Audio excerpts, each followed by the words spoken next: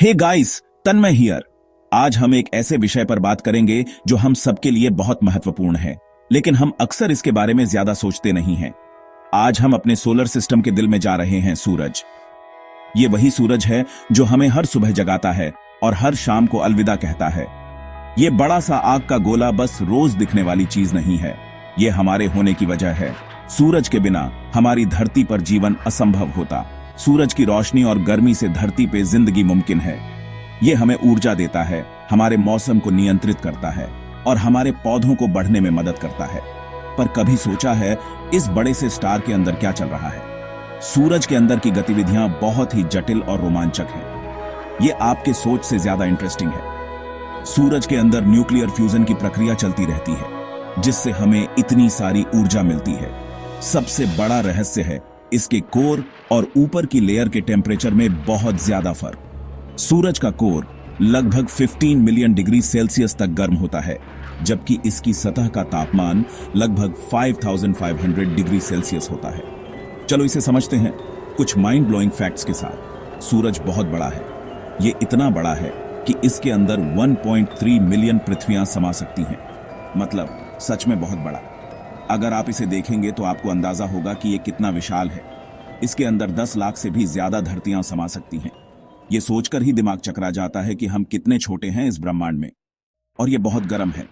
सूरज की सतह पर तापमान इतना ज्यादा होता है कि अगर हम वहां होते तो तुरंत जल जाते।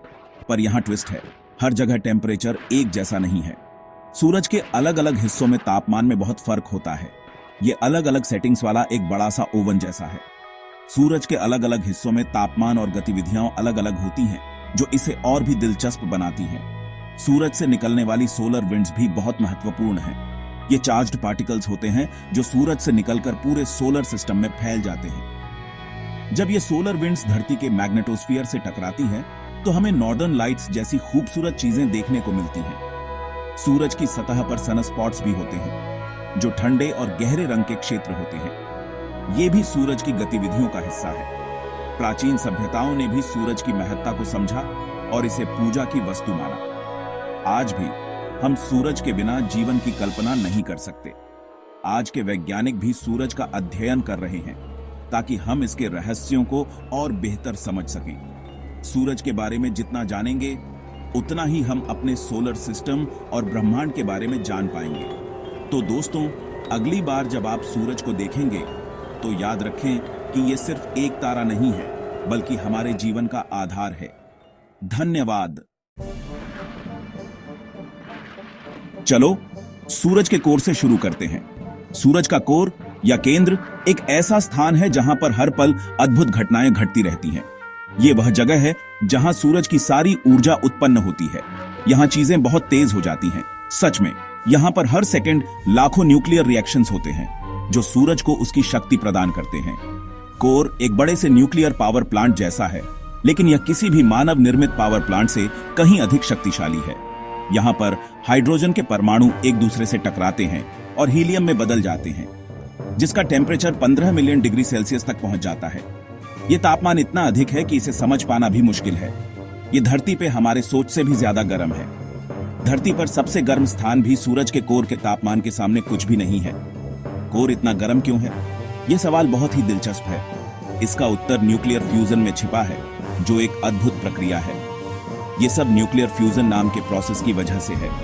इस प्रक्रिया में हाइड्रोजन के परमाणु इतनी तेजी से टकराते हैं कि वे हीलियम में बदल जाते हैं और इस प्रक्रिया में बहुत अधिक ऊर्जा उत्पन्न होती है।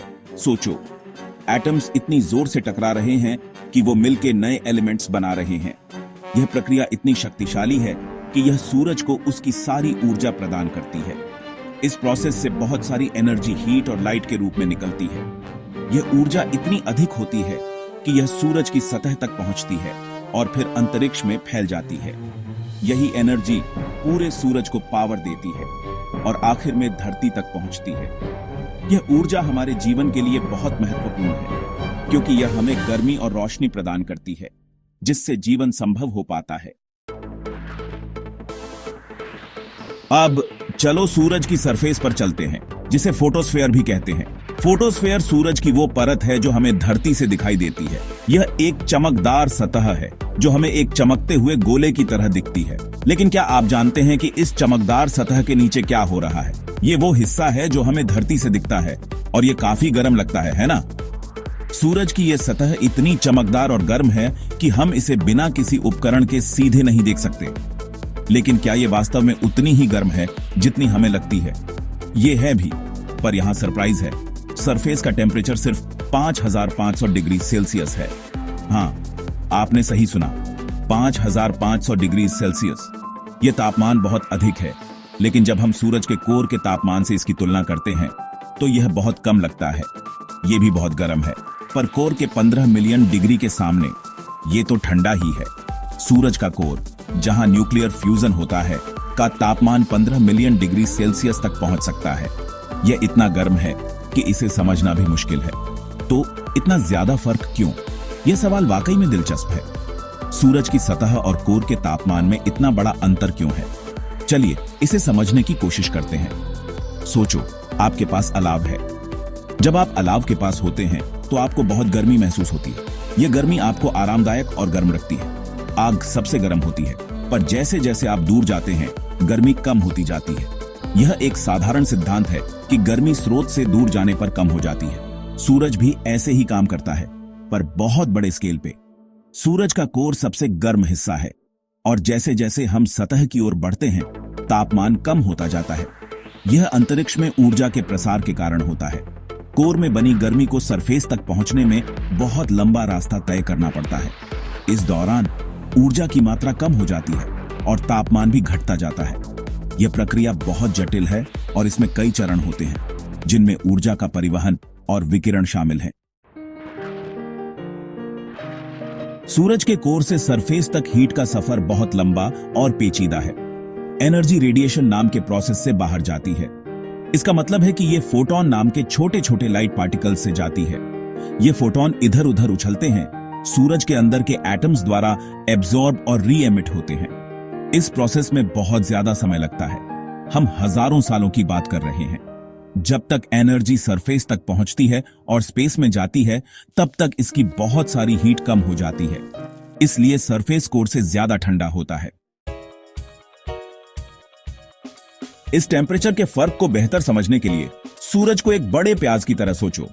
इसकी अलग अलग परतें हैं, हर एक की अपनी खासियत है। हम कोर और फोटोस्फेयर के बारे में बात कर चुके हैं, पर और भी जरूरी लेयर्स हैं, जैसे रेडिएटिव जोन और कन्वेक्टिव जोन। ये लेयर्स एक बड़े एनर्जी ट्रांसपोर्ट सिस्टम की तरह काम करती है, जो हीट को कोर से सरफेस तक ले जाती है। और जैसे अलाव वाले उदाहरण में आप हीट सोर्स से जितना दूर होंगे उतना ही ठंडा होगा। हाहाकार। चलो एक सेकंड के लिए सोचते हैं, क्या होता अगर सूरज के कोर और सरफेस का टेम्परेचर एक जैसा होता? सीधे शब्दों में कहें तो यह बहुत भयानक होता।